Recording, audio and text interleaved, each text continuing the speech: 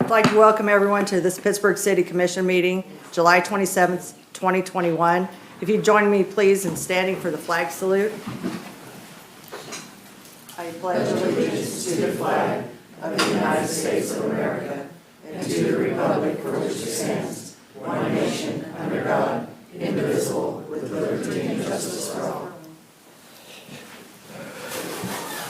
I'd like everyone to know that Mayor Munsell will be with us by phone tonight, and I'd like to welcome Tom Werman with St. John's Lutheran Church for the invocation.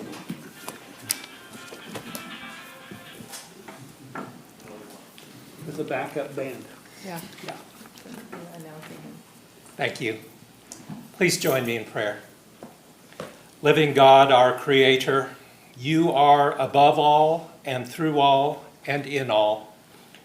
We give you thanks for the blessings of this day and for the ways that you have blessed our community with its beauty and resources. And we thank you too for the blessing of each other. We pray this day for our nation that you would continue to grant us your mercy and protection, your perseverance and strength. We pray as well for your blessing upon this meeting. Grace our civic leaders with your spirit of wisdom, humility, courage, and peace, that they may promote the good of all and hear the voices of all who reside in our community. Guide them in all of their decisions, that they may be faithful models of leadership for all of us. For to you belongs glory and dominion, now and forever. Amen. Amen. Thank you. Thank you. All right, I'd like to open public input, and if you come to the podium and state your name, address, and limit your comments to 3 to 5 minutes, it'd be appreciated. Joella Skiles, 112 Westfield Road, Pittsburgh, Kansas. Even though I'm no longer a member of the Pittsburgh Community Theater Board, I would like to invite all of the commissioners, their families, and anyone listening to this weekend's PCT production of Xanadu. If you're a fan of 80s music, this is a family-friendly, quite a lot of fun. If you've ever seen anybody do a whole show on roller skates, you're in for a treat. And I would encourage each of you to come and support the organization that you, as the City Commission, have supported for so long. It starts on Friday and continues through Sunday, and of course you can get tickets on memorialauditorium.org, and I would encourage each of you to attend. Thank you. Thank you, Joella. Would anyone else like to come up for public input?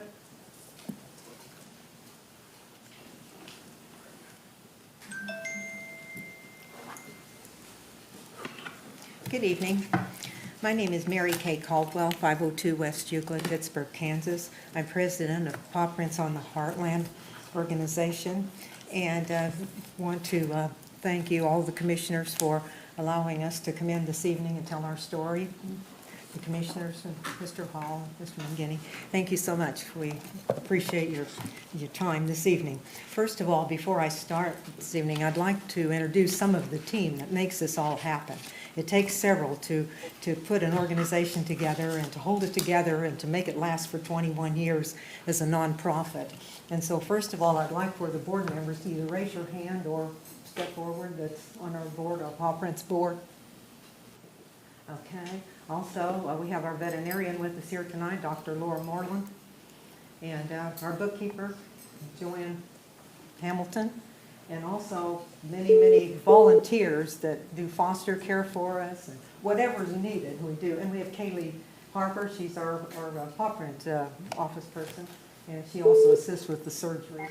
Am I missing anybody? Okay, thank you. Thank you all for coming. Okay, this evening what we want to talk about basically is something that we've been dealing with for probably the last several years. Paw prints, well, I'll just kind of give you a little bit of the history, because I think sometimes you don't know where you're going if you don't know where you've been. And I don't know, it seems like lately, and I don't know why, I can't figure it out, but people are always asking me the history anymore about something. I don't know if that's good or bad or what that indicates, but anyway, I'm going to talk to you a little bit about the history of how paw prints started. But way back many, many years ago in the 90s, the city pound was out on Olive Street in the bypass. And it just seemed like the city veterinarian would have to go out every Friday morning and do a mass euthanasia of animals. And I mean mass, 20 to 25 each week. And I mean, it was just heartbreaking, and I just hated Friday mornings because of that time. And so, of course, I was involved heavily with the Humane Society at that time, and I felt like, well, we've got to do something. We've got to do something to stop this. And so what can we do? Well, it just so happened one day I noticed an article in one of the animal national magazines about some organization back in Brunswick, Connecticut. And they were doing this spay-neuter program, this mobile unit, et cetera. And I thought, well, why can't we do that? And so anyway, we got a nucleus together, and we met, and finally we got it together, and we purchased our first spay-neuter van. It cost $22,500. And then after we got it, it was after we raised the money, all the money, then we got a main donation from the Hearts to help us with that. So anyway, we started out that way. But anyway, we don't want to go back to the times of the 90s, and that's why I'm here tonight to talk to you about how serious a situation we've got right now. If you will look in your packets on the first page where I've got the proposal, I'm just going to basically read that, and if you'll follow along with me, and I think it'll kind of tell the story of why we're here tonight. Basically, Crawford County is facing a veterinarian shortage. It's a crisis, and not only Crawford County, but it's nationwide. And a lot of the veterinarians, for instance, that go to K-State school and so forth, a lot of them are coming in from out of state because K-State wants the tuition, the out-of-state tuition, so then they go back to their home state and practice. So we are short. But while Paw Prints on the Heartland, a low-cost spay-neuter program, has performed over 85,000 surgeries since that first time. Since its origin in 2000, there continues to be a dire need for veterinarian services. Presently, Paw Prints Clinic is in operation on Tuesdays and Thursdays each week. Dr. Laura Moreland, who's here with us tonight, who has been with Paw Prints since the beginning, is now only able to perform approximately one half of the surgery performed previously, as she's having to spend more time in her own clinic to the increased demand of the services. All other vet clinics are totally swamped, and several have also been searching for a veterinarian. Paw Prints wanting to increase its services to full-time spay-neuter and to incorporate a wellness clinic to assist low-income pet owners with minor medical needs has been searching nationally to hire a full-time veterinarian. Searches have been done in national veterinarian journals, vet schools, posting boards, and even made contact with an employee hire agency, all to no avail. With a lack of needed veterinarian services, Crawford County and Pittsburgh will soon be overrun with homeless animals. It will have an effect on all citizens, not to mention the death and suffering of the animals. Paw Prints presently cannot keep up with the appointment requests that we have. With some of the area veterinarians close to retirement, a real crisis will exist if this area does not bring in a veterinarian to combat this overpopulation crisis. Not only is this a Paw Prints problem, but it's a county-city problem. Having a huge influx of stray animals will result in a multitude of request calls for county-city expensive services. It can also be a health issue. A portion of Paw Prints services is their trap, neuter, and return program. This program has prevented the births of thousands of unwanted stray cats. One unaltered cat in its lifetime can be responsible for $420,000, and if it and its offspring is left unspayed and neutered. And I might just say, in the last 3 months, we have a new person doing our spay neutering, or our trap, neuter, and release, And in 3 months, and this is just 2 days a week, she's trapped over 126 stray cats, so, and had them fixed, so that would, 126 can make a big difference. Every one makes a difference. We count every spay neuter as a victory in the animal world. So anyway, we need a solution to it, and the solution is relatively simple. In order to attract a veterinarian to this area, an excellent salary plus benefits is needed. We have a beautiful town with a great university, hospitals, schools, parks, which would be a great attraction to one who might be wanting to flee the big city at this time. So we're proposing that if Paw Prints puts in, that we put out a $100,000 salary for a veterinarian. We think that would possibly attract them. It should attract them, I would think, because I think the range is usually 70, 75,000, something like that. But Paw Prints is willing to put in $50,000 toward this vet salary, and we're asking that the city put in $25,000 and the county put in $25,000, making $100,000 salary. And also, this would be 5 days a week and no weekends, so should be very attractive. This will be a win-win situation. It'd be a win for the city, it'll be a win for the county, and it definitely will be a win for Paw Prints, and it'll be a win for the animals. And so if any of you have any questions now or anything you'd like to ask, well, I'll try to answer them. I know somebody here can answer them. Well, thank you, Mary Kay. We really appreciate you coming up. And thank you. Any question?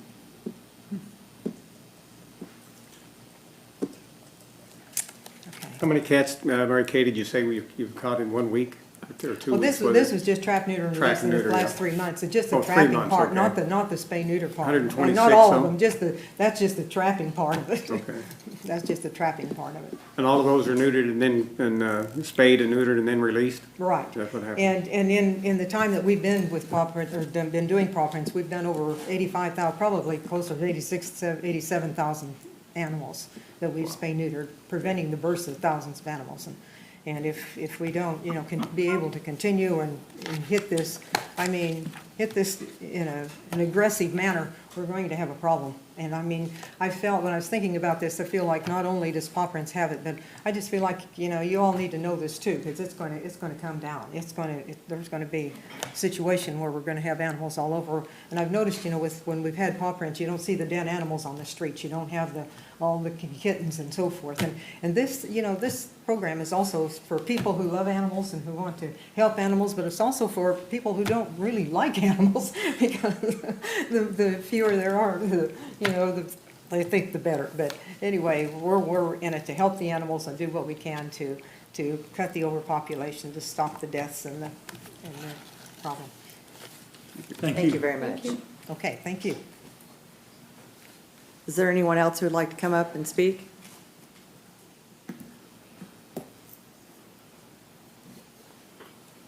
None? Okay. Closing public input. Moving on to the consent agenda. Is there any items to be removed on the consent agenda? I have none. Okay. I'd like to read them and then. Sure. Oh, Chuck? If you want to read them, go ahead, but I do have one that I'd like to be removed for discussion. Okay, which one? Item B. B? All right. B as in boy. Okay, all right. Approval of the July 13th, 2021 City Commission meeting minutes. Item C, approval of the dance hall license renewal application submitted by Mike Sittner on behalf of MLS Entertainment LLC, doing business as 505, located at 505 North Broadway, and authorize the city clerk to issue the license. And item D, approval of the appropriation ordinance for the period ending July 27th, 2021, subject to the release of HUD expenditures when funds are received. Roll call vote? I move to approve. Oh, excuse me. I Yes. second. Thank you. Moved and seconded. Roll call vote? Brooks. Yes. Fields. Yes. McNeigh. Yes. Munsell. Yes. O'Brien. Yes. All right, moving on back to item B, approval of staff request to declare certain vehicles or equipment as surplus and authorize staff to dispose of the vehicles or equipment through the online auction service, Purple Wave Incorporated. Matt is at the podium. Okay, Matt, my question is with the surplus fire department equipment, the rescue jack, the rotary saw, 50-foot sections of hose, inch and 3/4 nozzle, and set of hydraulic rescue tools. I know in the past, first of all, is this equipment in good operation working condition? That was an ad, but I'll let Chief Riley answer that for you. Say again? He's Chief Yes, sir, Riley. it is. Chief Riley's at the podium now. Oh, 10-4. 10-4. Okay. Mr. Mayor, the answer is yes, the equipment is in good working order. Okay, my question is, which I know we have in the past, we've donated this surplus equipment to smaller departments, smaller cities, volunteer fire departments that does not have the funds to purchase this type of equipment. And have you reached out to these other departments and see if they're in need of any of this equipment that we could donate? As far as that goes, Mr. Mayor, the immediate surrounding departments, I don't know, but they have a need for this. We've not reached out farther than that, but if that's your desires, I can certainly look into it. You're going to have to say that one again. You said other departments are not in need of this equipment. Is that including volunteer departments? No, he said that they haven't reached out to other departments as of this time, but if you'd like to, he would. I sure would. I would like to see, reach out to the other cities, smaller cities than us, and as well as volunteer departments. I know they could be greatly benefit from this equipment, and I look at it as a form of mutual aid. If we can donate to them, I certainly like to see that at this time if they need any of this.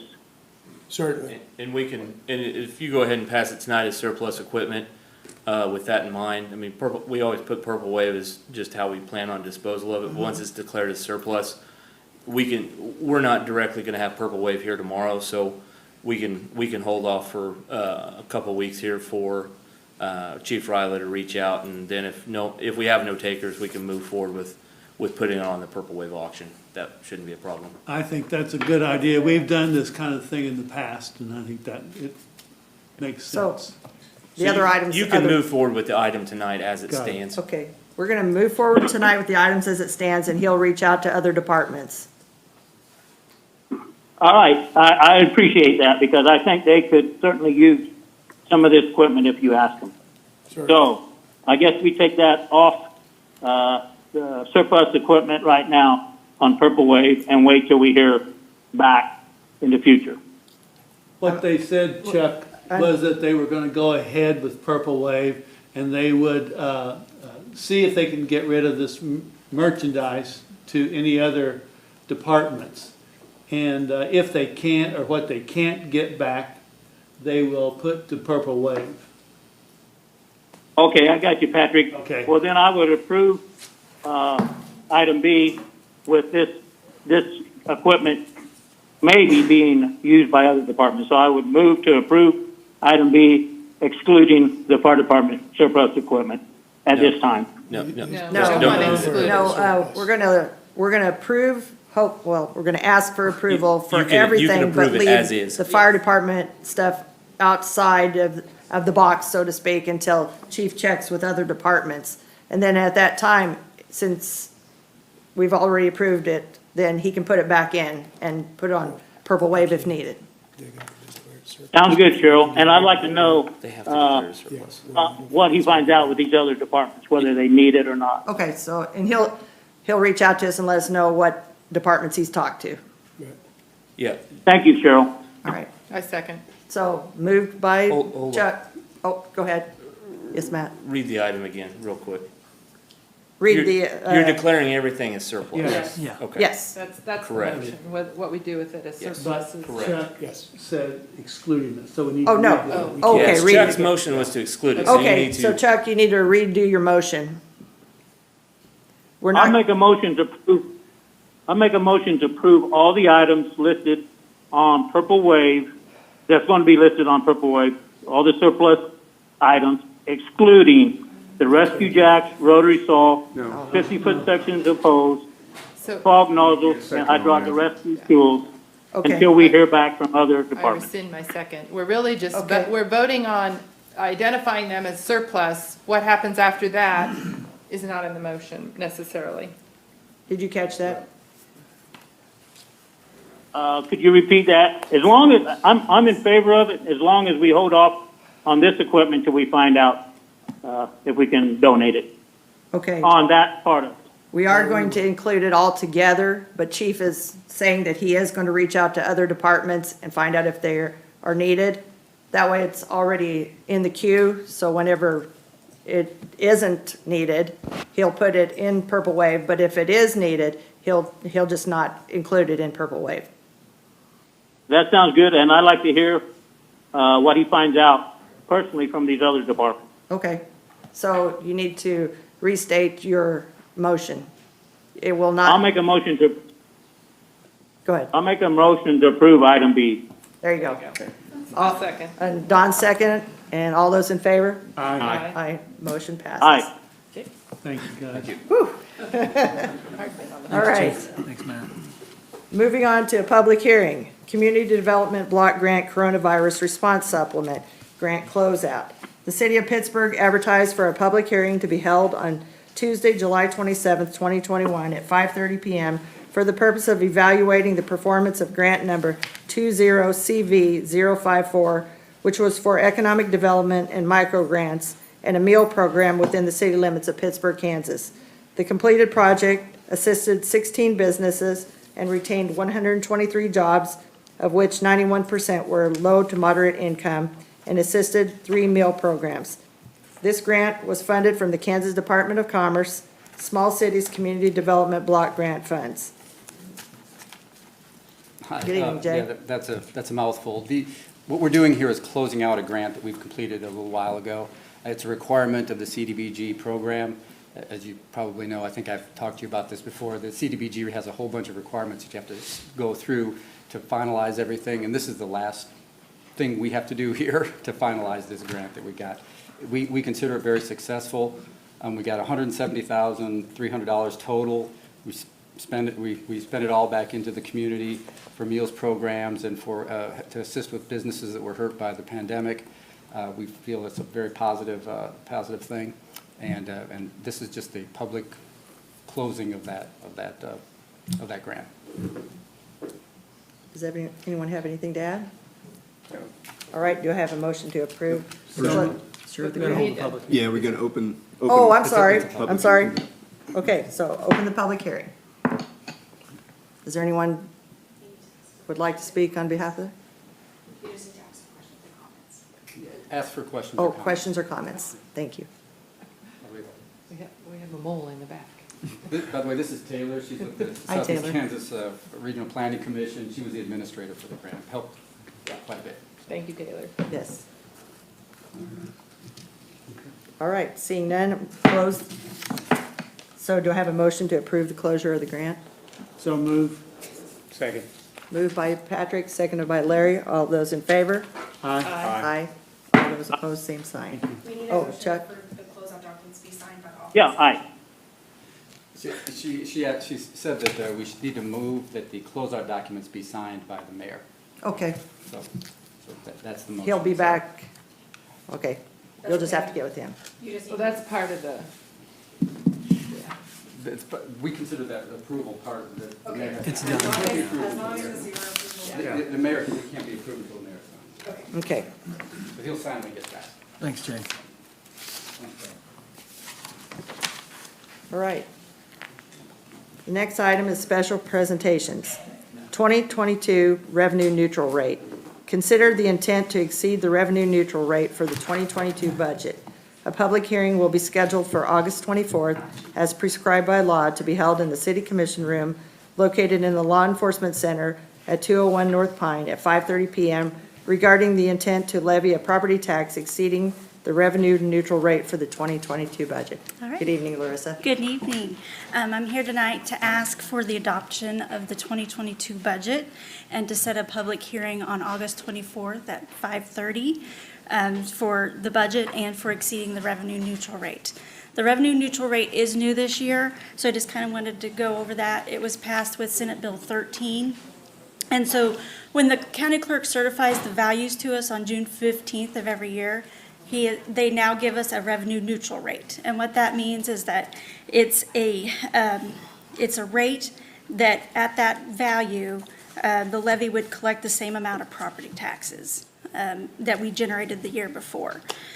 So the valuations are always changing because we get that on June 15th, and the county clerk doesn't actually use those values until October 1st to set the levy.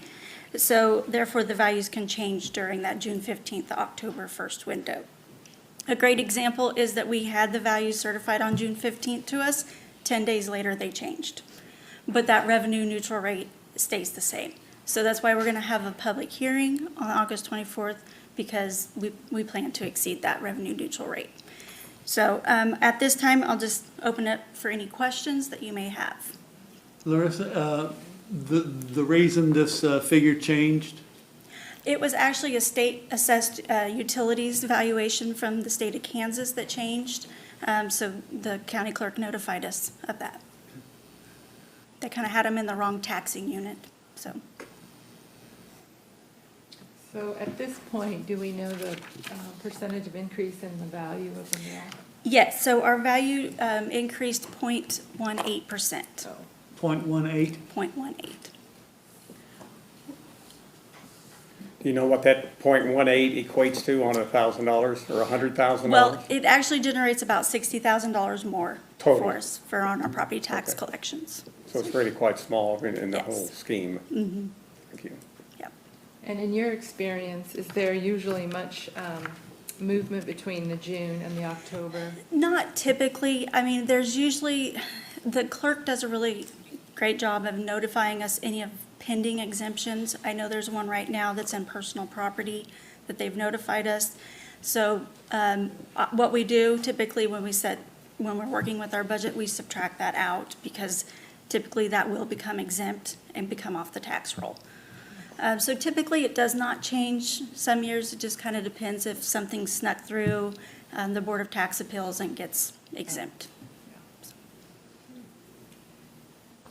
So this, I'm Go sorry, ahead. I was just wondering, so this first action is setting the hearing? Yeah, we have to have 2 hearings that night. We'll have to have one to say that we're exceeding the revenue neutral rate, Yeah. and then another hearing for the budget that the public can give input on. So I guess I would move approval of Okay. setting a hearing on August 24th at 5:30 related to the revenue neutral rate. Right. I second. Moved by Don, seconded by Patrick. All those in favor? Aye. Aye. All those opposed, same sign. Chuck, can you hear? Yes, I said aye. Okay. All right, moving on to special presentation B, the 2022 budget. Consider the 2022 budget for adoption. A public hearing will be scheduled for August 24th as prescribed by law to be held in the City Commission Room located in the Law Enforcement Center at 201 North Pine at 5:30 PM for the purpose of hearing and answering questions relating to the 2022 budget. Okay, so I'm here to, if you have any questions. Well, just, a couple things out in the community. There might be some misinformation floating around. Is there any money in this submitted budget for studying the electric municipality? No, we haven't spent any money on that since 2019, so. Okay. And we don't And have we any do not intentions. plan on spending any. And the budget's on the webpage? Yes, it is. So can you talk a little bit about the mill and the utility increase? Okay. I did put together a couple things in case you asked some questions on it. The mill levy history, we looked at this The staff looked at this to kind of see where we were in the last 10 years. And so in 2013, our mill was 45.578, and as you can kind of see, it did jump up in 2015. That was due to us trying to build our reserves to get that to that 16% recommendation. And then in 2017, we did see another jump, about 3 more mills. And that again was to build those reserves, and we also had the property tax lid that hit it that year. I did want to mention that 2018, we did hit those reserve levels, and we have stayed at those. And so we have been flat on our mill levy with not increases in the last 5 years. And this budget, again, doesn't include a property tax increase, a mill levy increase.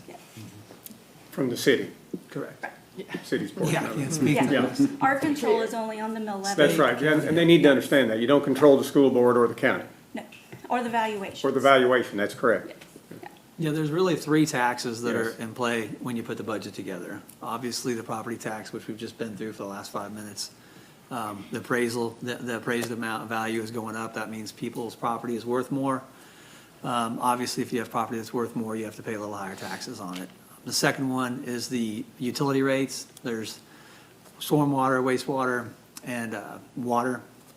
I think it probably is a good idea to get, I don't know if you have a 10-year on the rates or if you've at least got a comparison, but there is a 3% rate increase in this budget. That's consistent with what we've done just about every year dating back to 2013, with the exception of the last 2 years, which we didn't put a utility increase on because the pandemic and people were having trouble with their finances and paying their bills. So the 3% increase, while any increase in the utility rate is in fact a tax increase, if we don't increase the utility rates every year, we're going to get in a situation which we had when I got here, which was we hadn't increased them for 6 years, and we had to paint both water towers, and we didn't have any money, and had our reserves down to 100,000. So traditionally, we try to keep those increasing year to year, and that's where the property tax, we don't do that.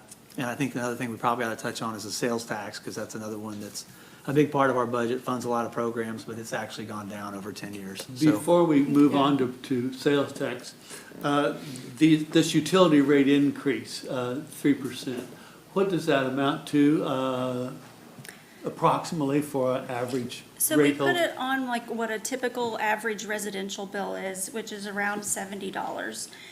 So what we're proposing in the budget is for water is a 3%, sewer is a 3%, and stormwater a 1%.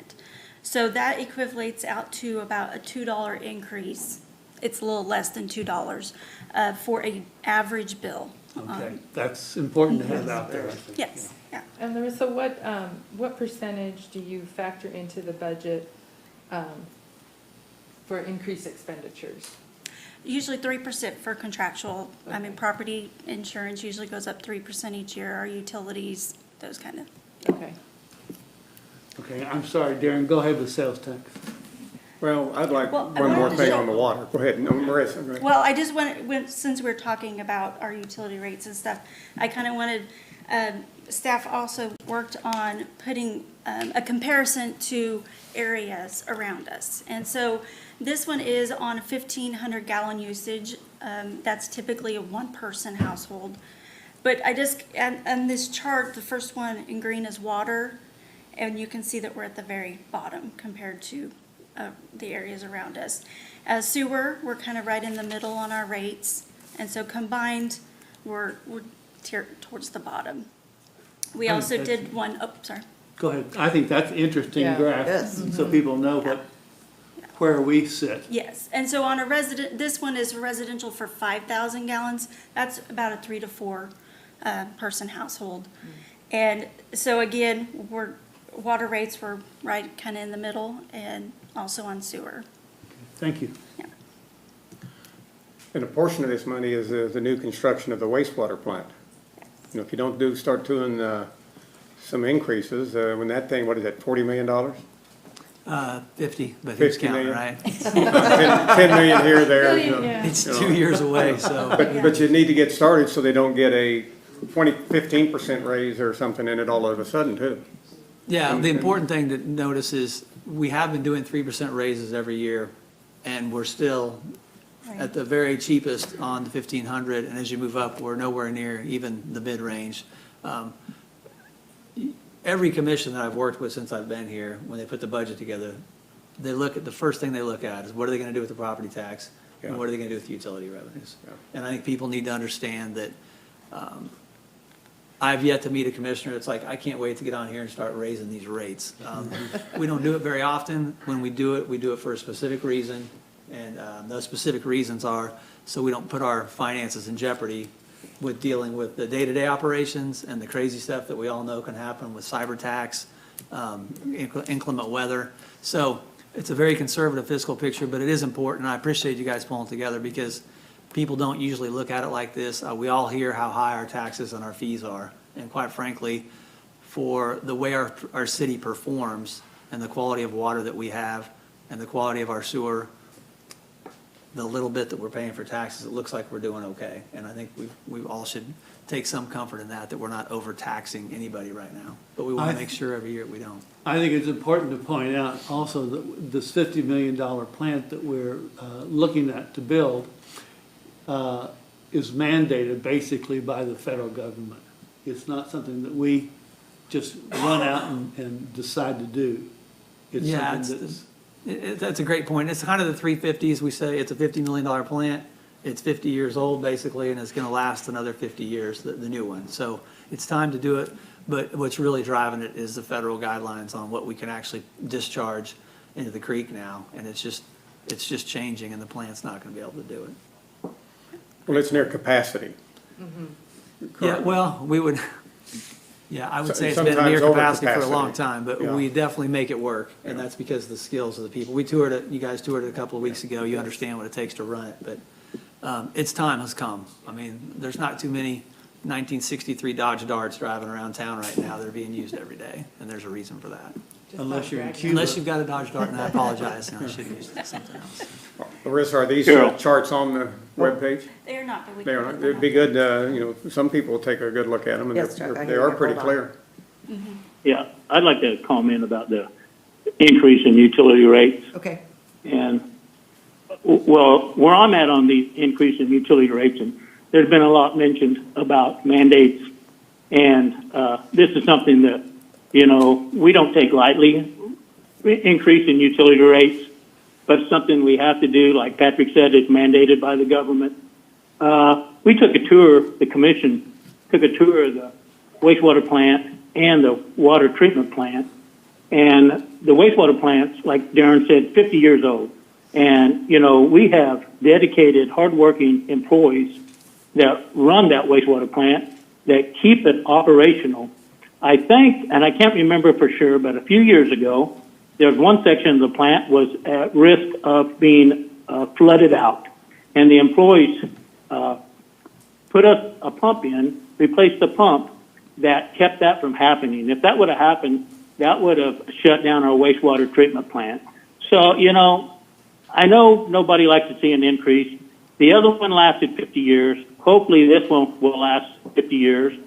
And another thing I would like to say on the increase in utility rates, this commission decided that we weren't going to fund an advisor for electricity study on municipality running electricity. So we stopped funding that, and some of the funds was coming out of utility rates. So right now, this money that's going to be generated will go towards, hopefully, building a new wastewater plant, and on down the line, there's, like Darren had said, I think there's going to be some improvements that we have to do to the water plant, and also paint, I think it is our North Water Tower. So all these funds are going to be well spent, and it's something, and as me as a commissioner, have no problem increasing the rates because it's something that's much needed. That's all I got to say. Thank you. All right. Is there any other? All right. Want to talk sales tax? Oh, sales tax, I do have. Let's see. So we did the same thing for sales tax and looked at a 10-year history, because I think it was mentioned last time by Larry, so in 2013, it started at 1.25, and we went up to, in 2014, We added the public safety buildings on there, so it went up a half a cent sales tax, so the 1.75. And that fell off in 2018, and we put a quarter of that towards streets. The voters decided on that. And so we have remained at 1.5 since 2018. And I just wanted to also make a point that any sales tax would have to go to the voters, any change in that, so. And only a small portion of the total sales tax comes to the city. Yes, 1.5 of the. Of the 9%? 9%, yeah. And the state gets 6%? And the county gets 1.5%? Yes. So the city's getting a small, providing the streets and the sewers and the water and the police protection and the fire protection and parking. Memorial Auditorium. And, yeah, Yes. and gets the Economic smallest piece of the 9%. Does by far the largest percentage of work and everything that it takes to do it, and gets the very smallest piece of the pie. But it's still held itself. And it does, and sales tax does operate and pay for an awful lot of things in the city. And a very good thing about the sales tax is that close to 50% of it comes from outside of the city. Yeah, well, that's a significant portion. I don't think anybody could ever figure that out, but we all know that I've heard at least 40% probably. 50 may be a stretch, but it depends on who you're talking to. I thought everybody paid with credit cards. You could trace those, so maybe not. You know, Maybe that's just my life. they're pretty tight with the sales tax information. Honestly, I think Larissa's the only person authorized in the city to even look at the receipts and see where they come from. But you bring up a good point. The other thing about the fiscal conservative nature of the city right now is the 1.5 cent sales tax that's out there is a half cent less than we could put out there. Right. State has authorized 2 cents, so our sales tax could be, the 2 cents on everything else would be 10 cents. Right now, we're keeping it at 1.5. And it's been that way for as long as, and that's really, in case we have an emergency or something that comes up, that half cent would generate $2 million a year, so it's a significant amount of money that would make a difference. But right now, it's better to have it where we can use it if we have to than just put it all out there and tie it up. What's our sales tax revenue percent today? Well, we just got numbers in and it's like 13%.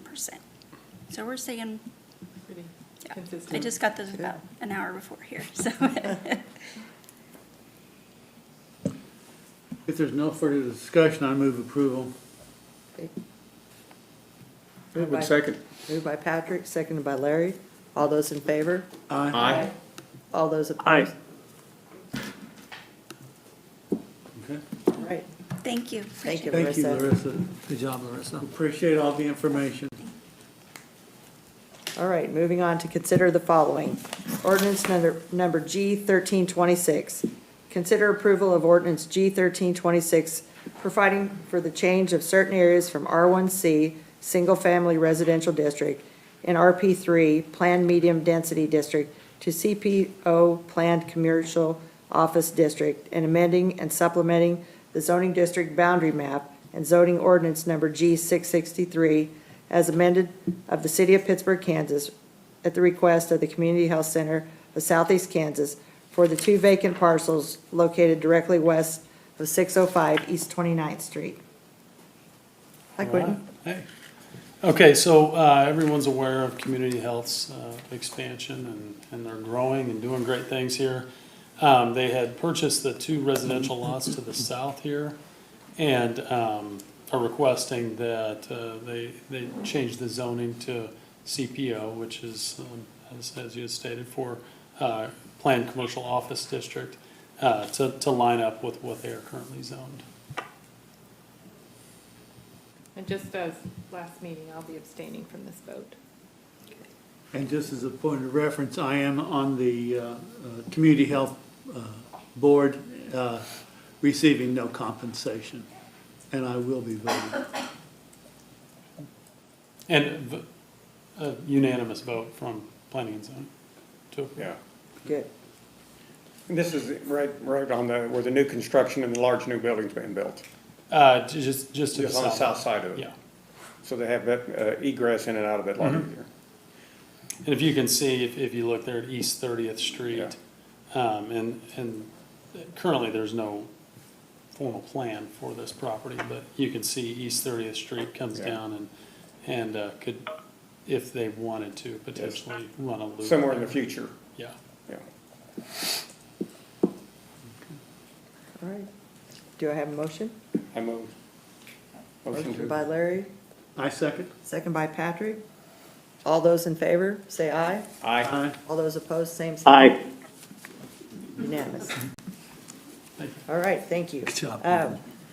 Moving on to non-agenda reports and requests. Darren? I don't think we have any. Oh, Matt, that's something. I think it officially hit the news, but just so you all are aware, KDOT is doing a mill and overlay on Highway 69 from 400, basically Encino, going north up to Centennial, and then they're gonna jump to City of Pittsburgh, pick back up at Atkinson, and go on up to 47 Highway to tie in with the road. So just so you're aware, that's supposed to start next week. I think the news picked it up, but that is supposed to kick off early next week. So Thank you. But can you do me, Matt, you shouldn't have come up here. You made me think of something I got asked at lunch. You told us at staff meeting, it's obviously August, it's really hot. We want to be putting out as much pavement as possible. You gave us the number of street cuts that you're fixing as a result of, in the winter, when something breaks, they go in and fix it, and then they just put rock in. Can you give a real quick synopsis on what that is and how that's going to impact this year's street preservation program? So over the next, so Hecker Construction is doing the work on the bypass, and we get our asphalt from them, so they're gonna be can of plant capacity, and we just completed some work over in Atkinson and 210th and up at the Airport Drive and completed some of those projects for this year. During this next month, the time period, I just ran the numbers again yesterday. We've got approximately 66 open backfill areas, which are your potholes that are gravel, that are larger in nature from usually utility cut repairs. So we're gonna make an emphasis on catching back up with all those, squaring them back up, getting the bottoms put back in, and then we'll come back and cap those with asphalt as we need. But that's kind of be our street focus over the course of the next month, for sure. Is 66 a higher number than we usually have at this time of year? It kind of goes in cycles, just when we can when we have openings to catch back up on those that we typically, I don't say that we build, we address the potholes, but typically we kind of let them build up, because typically they're small in nature, and so to get a decent quantity of asphalt to put in and concrete, and so or we'll go ahead and cut a bunch of them and then come back and back dig them and put bottoms in them, and so it's just kind of a coordinated hit. But yeah, we did build up quite a few over the winter again this go, so. Thank you. Thanks, Matt. That's all we have. Does anybody have anything? No. Have a motion to adjourn? So move. Second. Moved by Patrick, seconded by Don. All those in favor? Say aye. We're adjourned. Aye. Thank you. Good job.